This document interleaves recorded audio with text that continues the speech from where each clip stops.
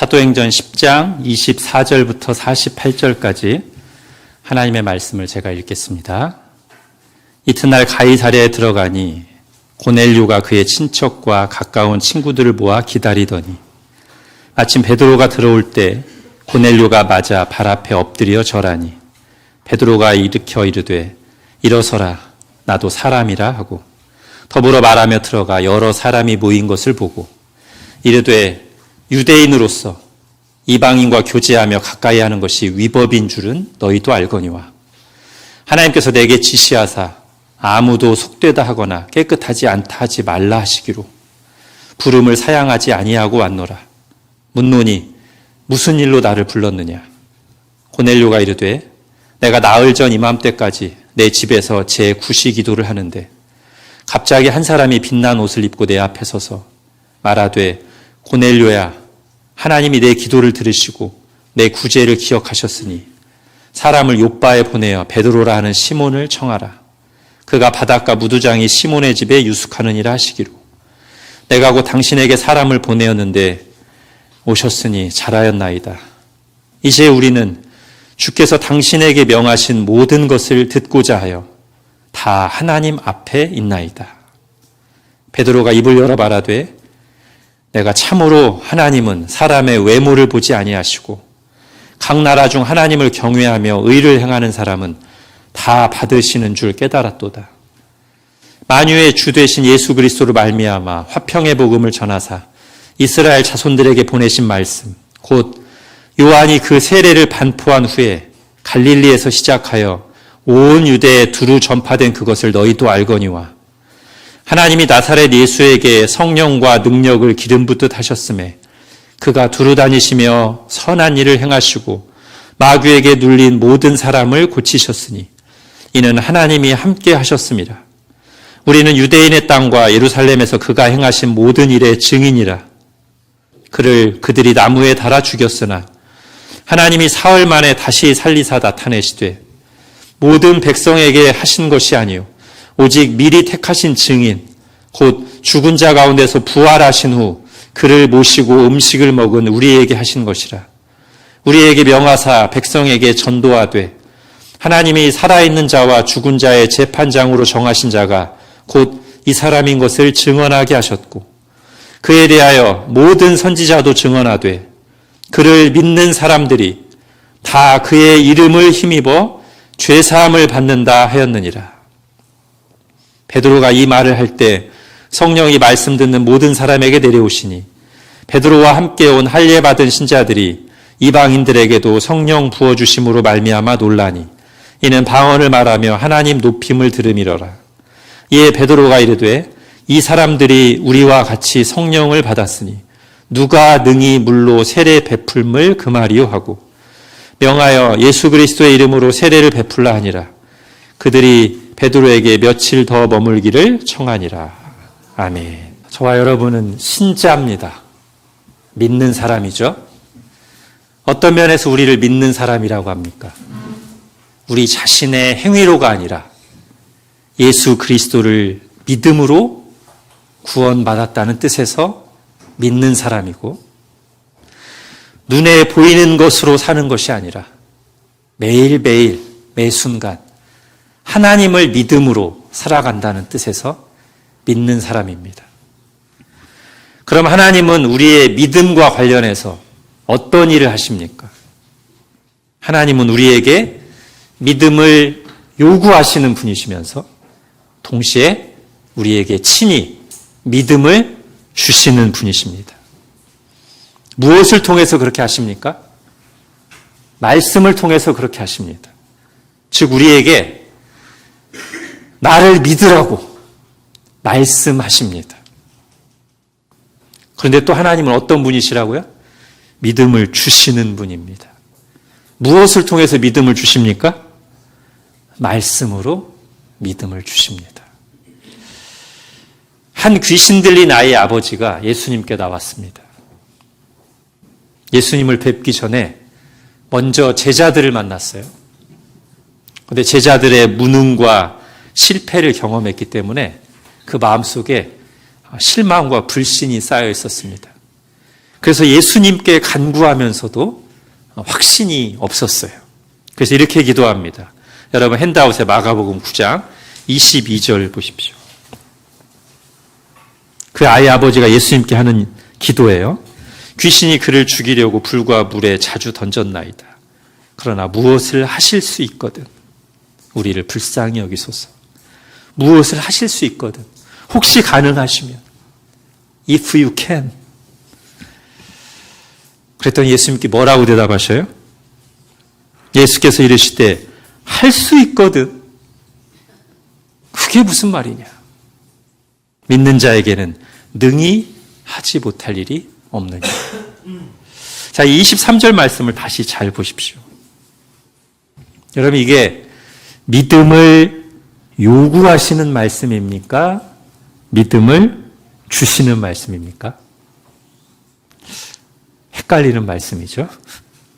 내용으로 보면 확신이 없는 아이 아버지에게 네가 믿어야 된다.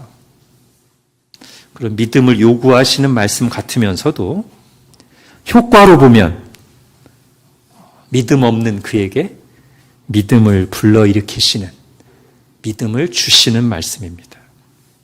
그래서 이 말씀을 듣고서 믿음 없이 나왔던 아이 아버지가 이 말씀에 힘입어서 예수님께 훨씬 더 강하게 기도하죠. 자, 그런데 그 아이 아버지의 대답도 약간 헷갈리는 부분이 있습니다. 내가 믿습니다! 소리 질러서 얘기해 놓고는 나의 믿음 없는 것을 도와주소서. 이게 믿는다는 겁니까? 안 믿는다는 겁니까? 자, 예수님의 반응을 보십시오. 첫 번째 이 아이 아버지가 할 수 있거든 우리를 불쌍히 여기사라고 했을 때는 약간 책망하듯이 비슷하게 말씀을 하셨다면 이번 두 번째 내가 믿나이다 나의 믿음 없는 걸 도와주소서라는 기도를 들으시고는 이 반응을, 이 기도를 믿음으로 받아주시고 기도에 응답하여 구원을 베푸십니다. 자, 이 아이 아버지의 두 번째 간구가 어떤 점에서 믿음입니까? 지금 예수님 말씀을 전적으로 신뢰하고 있잖아요. 그리고 의지하고 있잖아요. 이게 믿음이죠. 말씀이 이런 효과를 일으켰다는 것입니다. 예수님은 믿음을 요구하셨는데 그 요구하시는 말씀이 그에게 믿음을 주었습니다. 자, 오늘 우리가 본 앞에서 읽고 시작한 웨스트민스터 소요리 문답 88문에 보면 하나님께서 우리에게 은혜를 베푸시는 또는 믿음을 주시는 외적이고 통상적인 수단을 말씀이라고 합니다. 즉 하나님께서 우리에게 은혜를 주실 때, 은혜를 주신다는 말은 하나님을 알게 하시고 우리 마음을 새롭게 하시고 우리에게 믿음을 불러일으키시고 우리에게 구원을 주신다는 뜻이 다 이제 은혜를 주신다는 거죠. 이렇게 우리에게 은혜를 주실 때 다양한 방법들을 사용하십니다.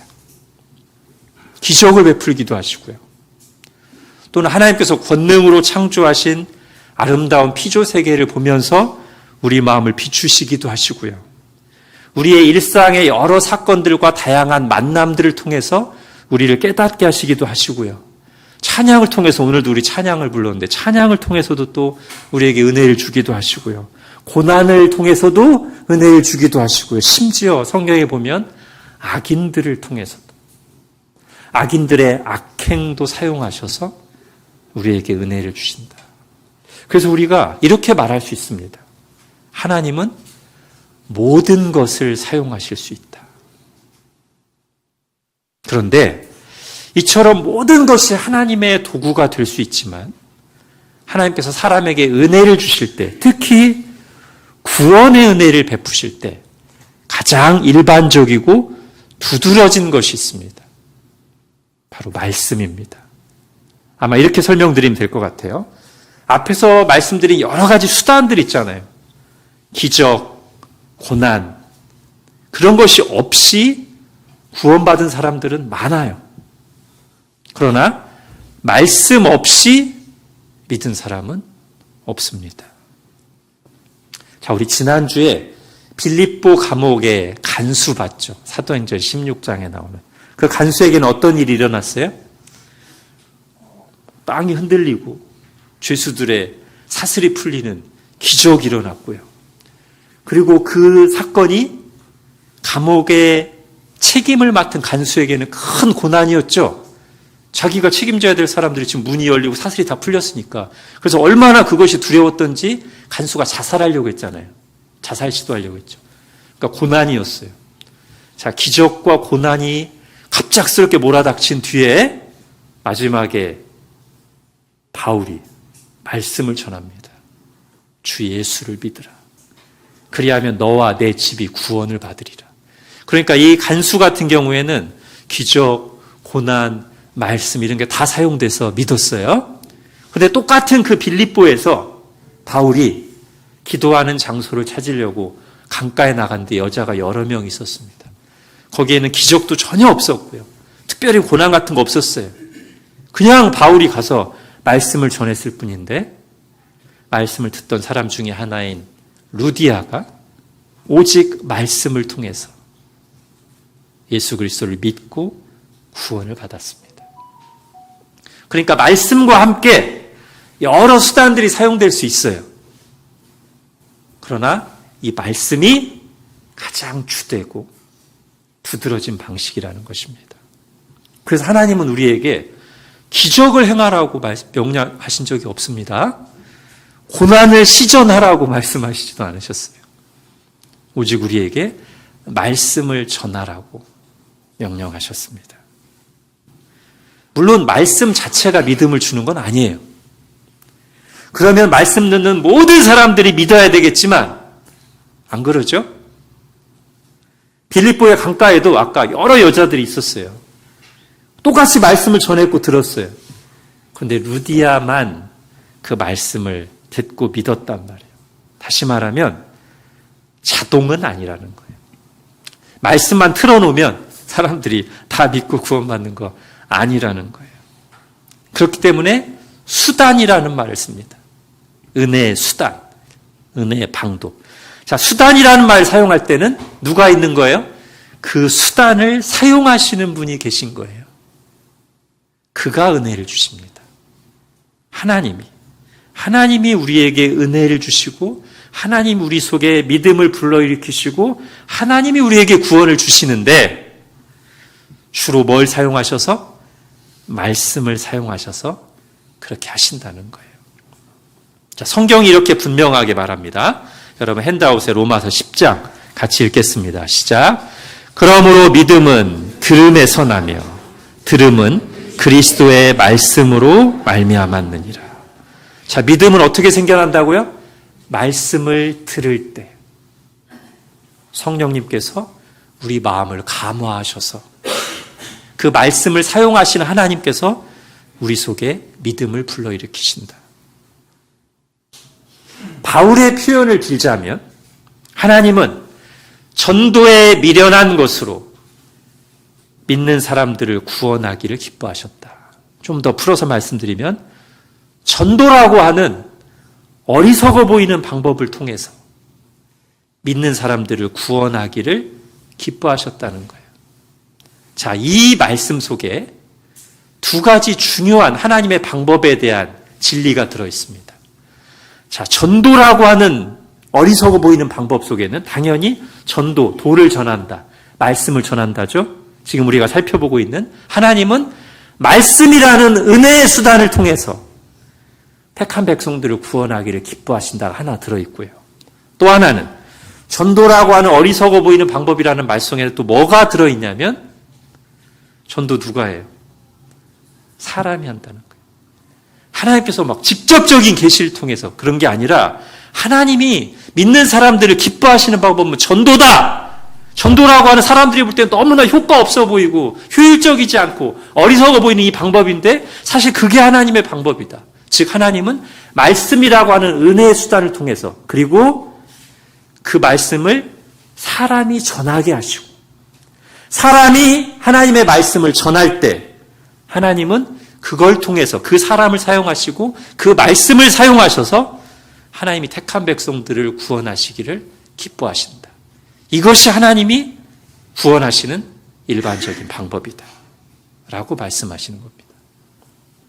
자, 오늘 본문을 보십시오. 자, 오늘 본문은 사도행전에서 굉장히 비중 있게 기록된 사건이에요. 오늘 10장에 나오고요. 11장에 이걸 한 번 더 설명합니다. 왜냐하면 지금 이 사건이 역사적인 대전환점이에요.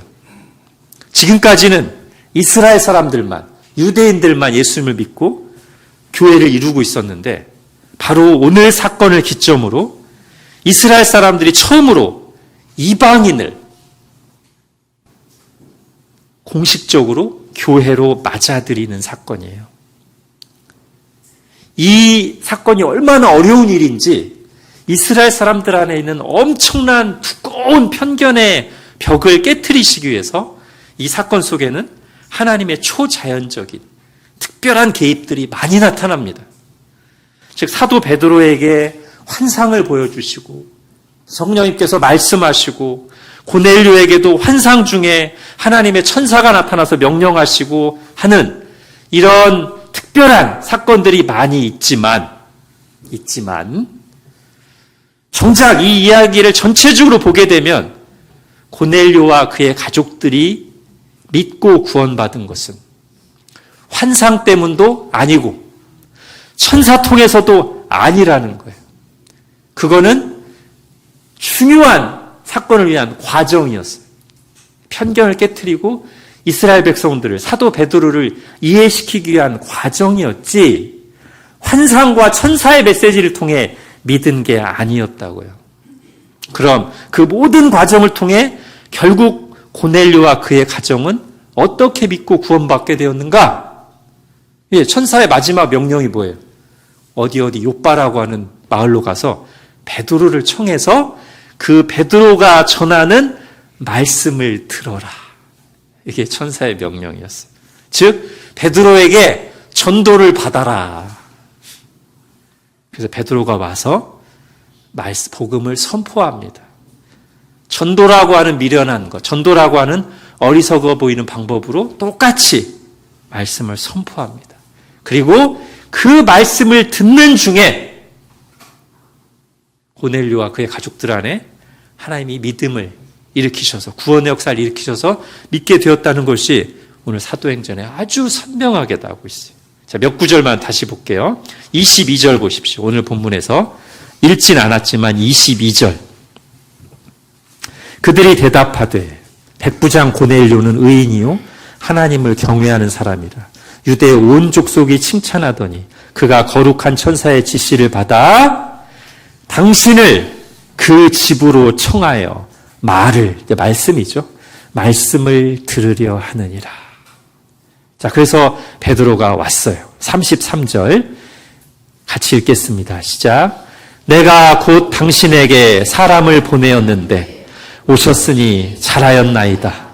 이제 우리는 주께서 당신에게 명하신 모든 것을 듣고자 하여 다 하나님 앞에 있나이다. 예, 당신에게 명하신 모든 것, 복음, 그 복음의 말씀을 듣기 위해서, 전도받기 위해서 우리가 지금 다 간절한 마음, 사모하는 마음으로 하나님 앞에 있습니다. 자, 43절. 자, 그래서 이제 베드로가 예수님에 대해서 복음을 전하는데 특히 마지막 말씀 43절에 복음이 아주 농축되어 있죠. 그에 대하여, 여기서 그는 다 예수 그리스도예요. 예수 그리스도에 대해서 모든 선지자도 증언하되. 자, 구약 성경이 예수 그리스도에 대해서 다 증언했습니다. 뭐라고 증언하느냐? 그를 믿는 사람들이, 예수 그리스도를 믿는 사람들이 다 그의 이름을 힘입어 죄 사함을 받는다.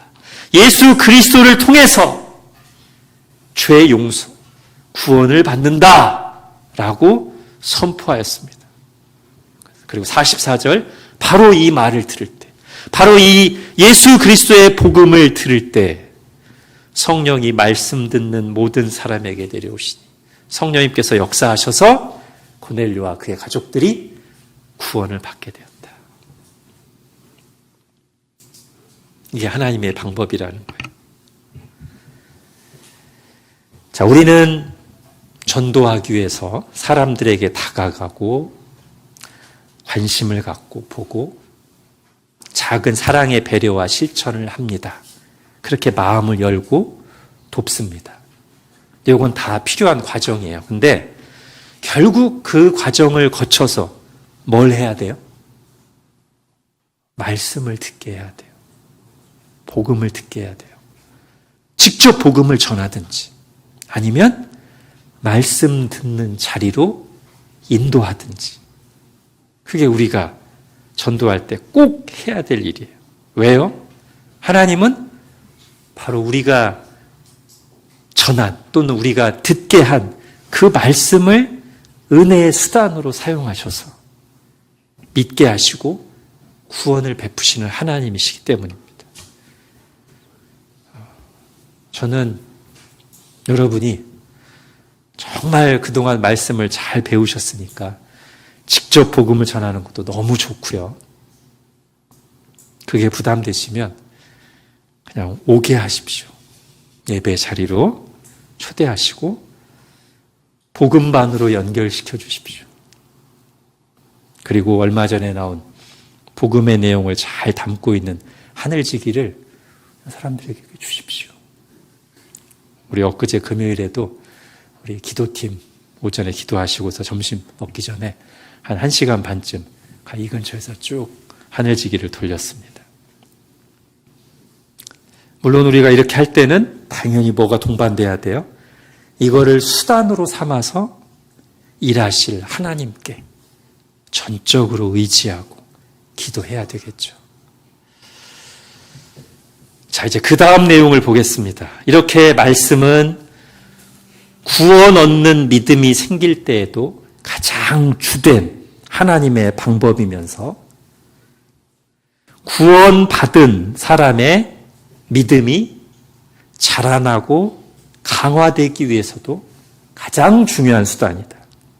즉, 다른 사람을 위한 은혜의 수단이면서 나 자신을 위한 은혜의 수단이기도 합니다. 자, 여러분, 핸드아웃에 오랜만에 웨스트민스터 신앙 고백서를 가져왔습니다. 제가 읽으면서 설명드릴게요. 믿음의 은혜로 말미암아 택자들은 믿어 영혼을 구원하는 데 이를 수 있는데, 즉 하나님께서 은혜를 베푸셔서 은혜로 우리를 믿게 하셔서 하나님의 택함 받은 사람들이 구원을 받게 되는데, 그 믿음의 은혜는, 그렇게 은혜를 믿게 되는 것은 마음 안에서 그리스도의 영이 성령님께서 역사하셔서 그렇게 된 것이다. 근데 성령님은 통상적으로 말씀 사역을 통해서, 말씀을 통해서 우리에게 그 믿어지는 은혜를 베푸신다. 또한 이미 믿는 사람들에 대해서는 말씀 사역과 성례 집행과 기도에 의하여 그 믿음이 증가되고 강화된다. 여기 아주 잘 정리되어 있죠. 그러니까 이 말씀, 성례, 기도가 보통 이제 은혜의 수단이라고 말하는데, 처음 믿음이 생기게 되는 단계에서는 지금 웨스트민스터 신앙고백서가 뭐를 주로 얘기해요? 말씀. 그렇죠? 안 믿는 사람이 기도할 일 없잖아요. 안 믿는 사람 성례에 참여하지도 않잖아요. 그러니까 처음 안 믿는 사람이 믿을 때는 말씀이 절대적이에요.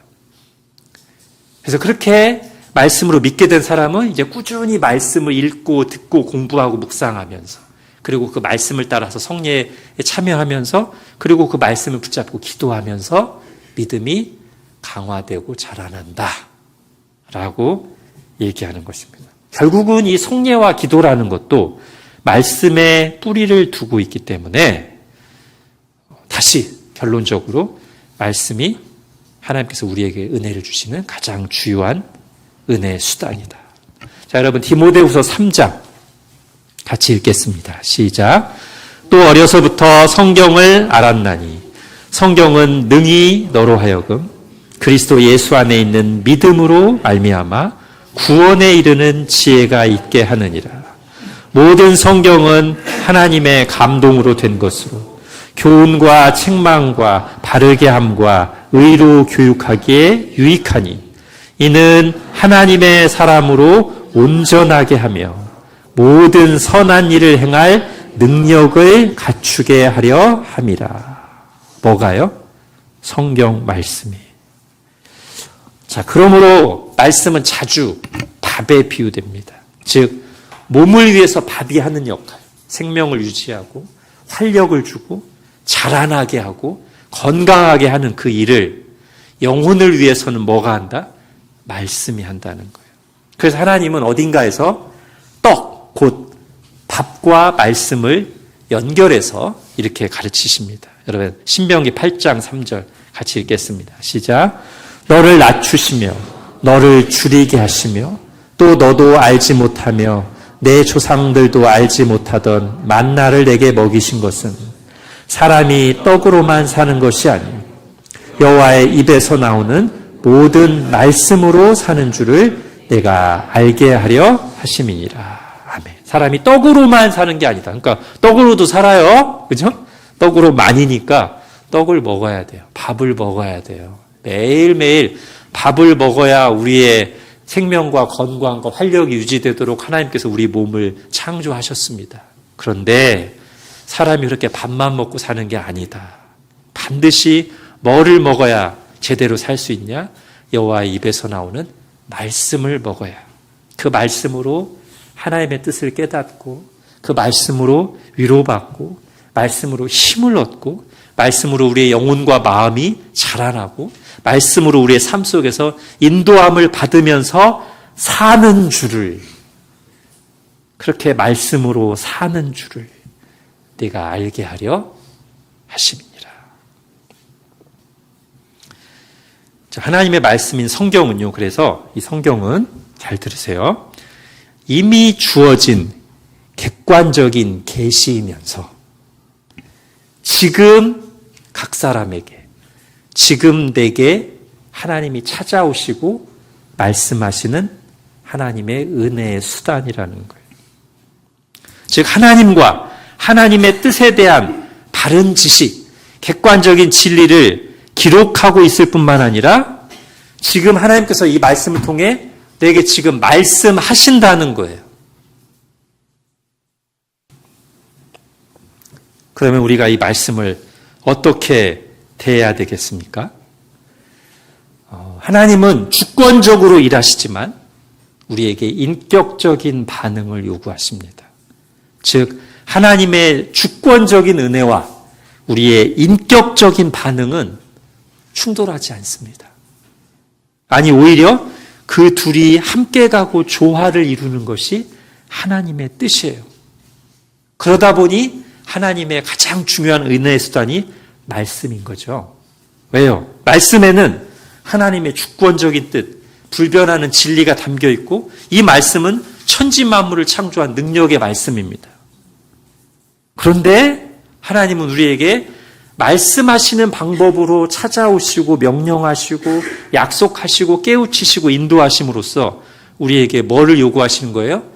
잘 듣고 마음으로 받고 반응하는, 그러니까 자동이 아닌 우리의 인격적인 반응을 요구하신다는 거예요. 주님께서 바람과 바다를 잔잔하게 하시잖아요. 그때 예수님이 선포한 말씀은 천지를 창조하신 권능의 말씀이죠. 예수님이 권능으로 말씀하시면 아무 의식이 없는 바람과 바다가 순종해요. 조용해져요.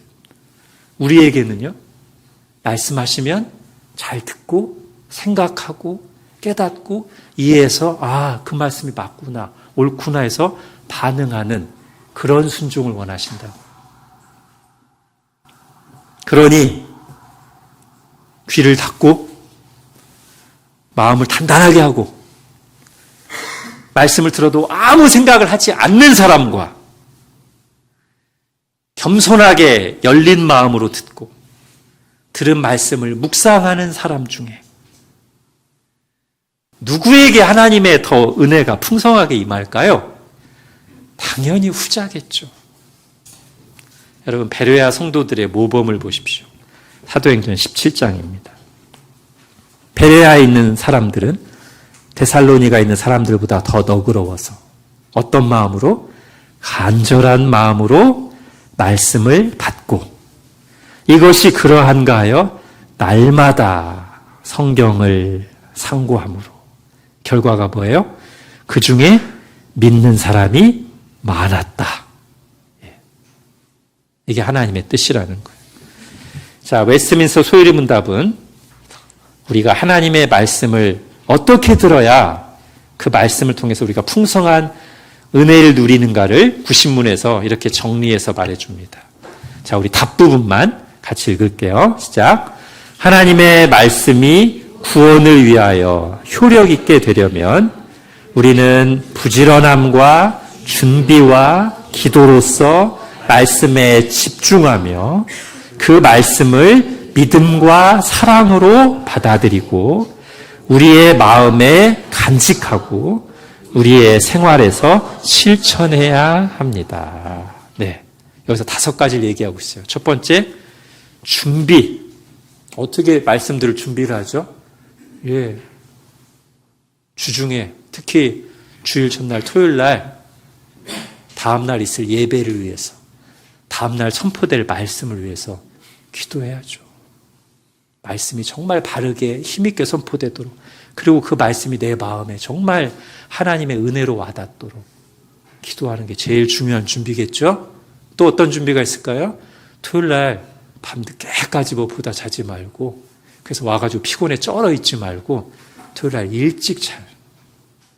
주일날 늦게 와가지고 정신없이 막 그런 모습이 아니라 예배 5분 전에 10분 전에 와서 마음을 차분하게 하고 오늘 예배를 통해 주실 은혜를 기다리면서 기도하면서 그 자세가 준비죠.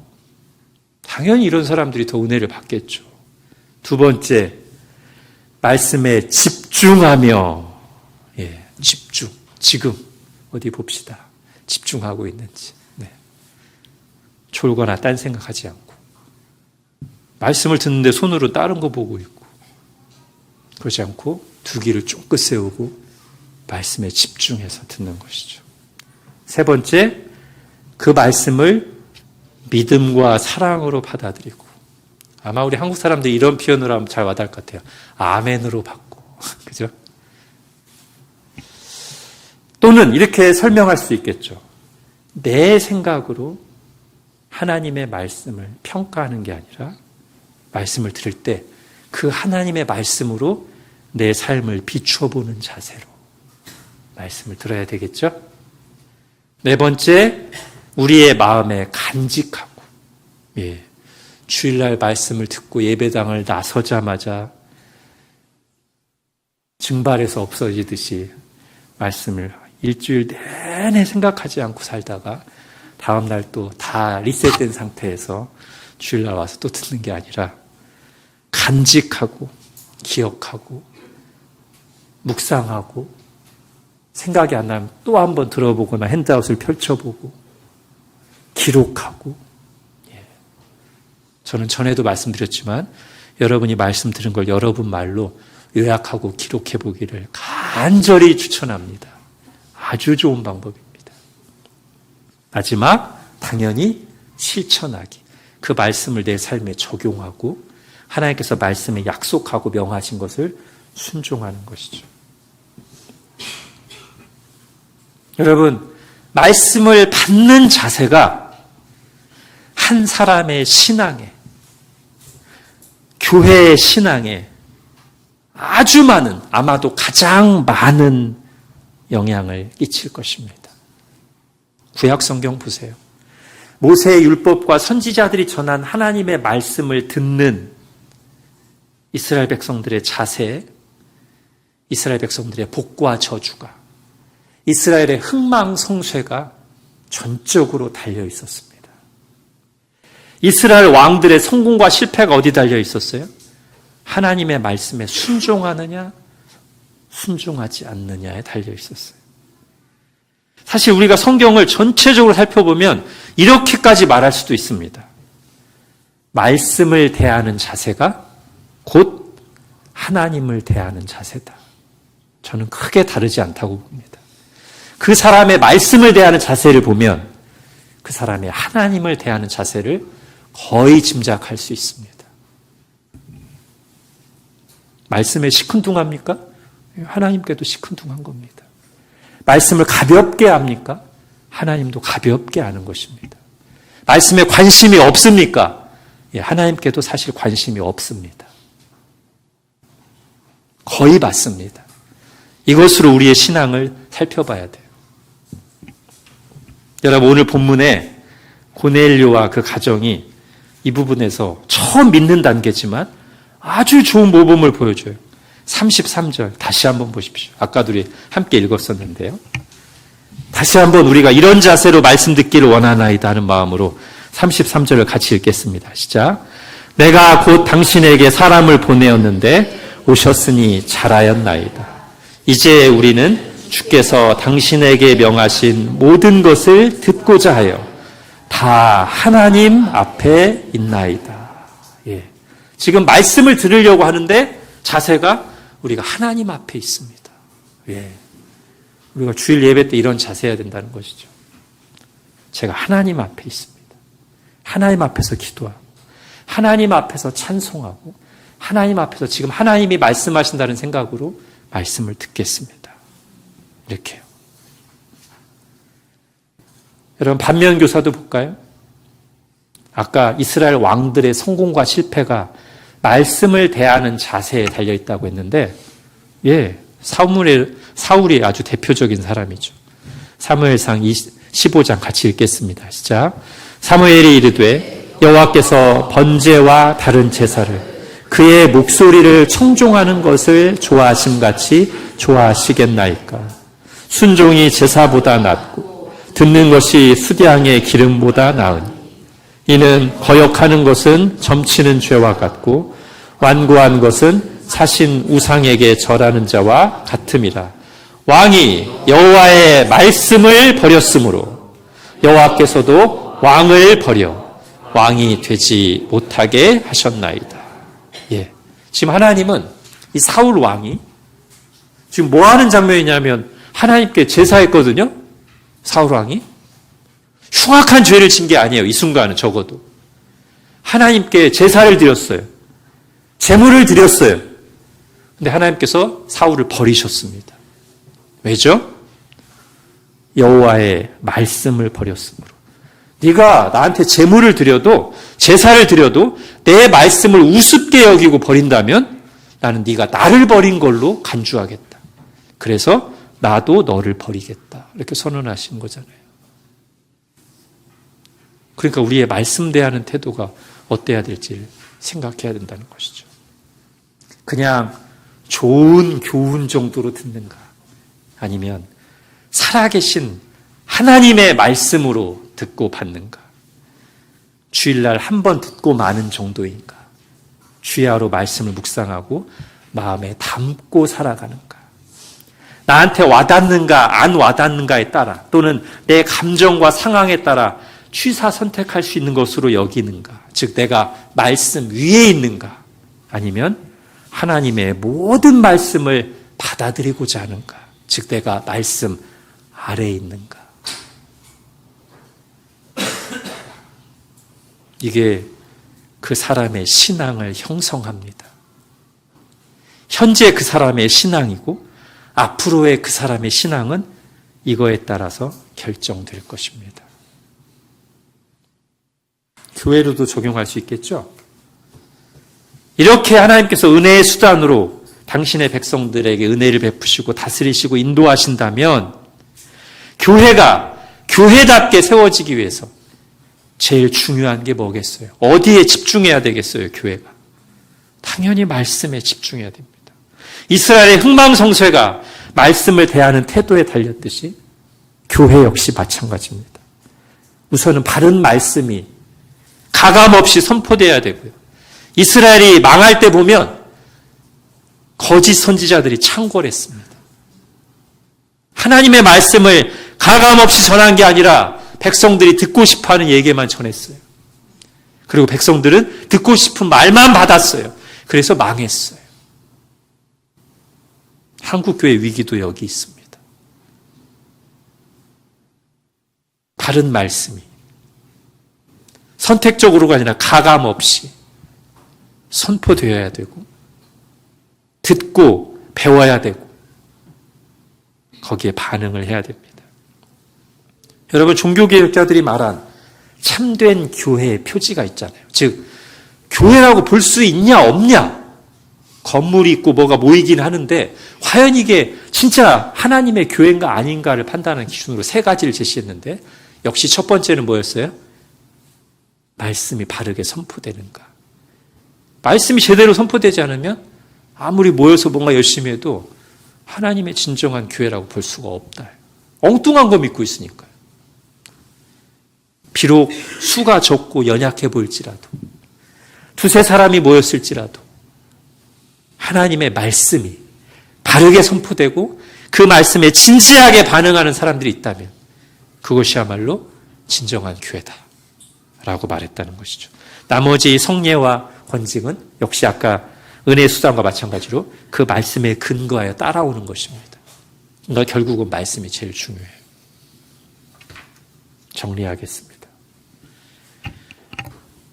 하나님께서 각 사람과 교회를 다스리시고 은혜가 풍성하신 하나님이 우리에게 은혜를 주시는데, 그 은혜를 베푸실 때 하나님이 사용하시는 가장 중요하고 주된 수단은 말씀이다.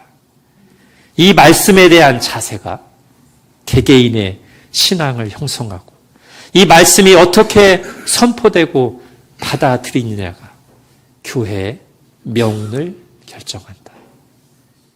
우리가 이 말씀을 정말 하나님의 말씀으로 듣고 반응하여 이 말씀으로 주시는 하나님의 은혜를 계속해서 풍성하게 받고 누리고 전하는 저와 여러분이 될 수 있기를 바랍니다.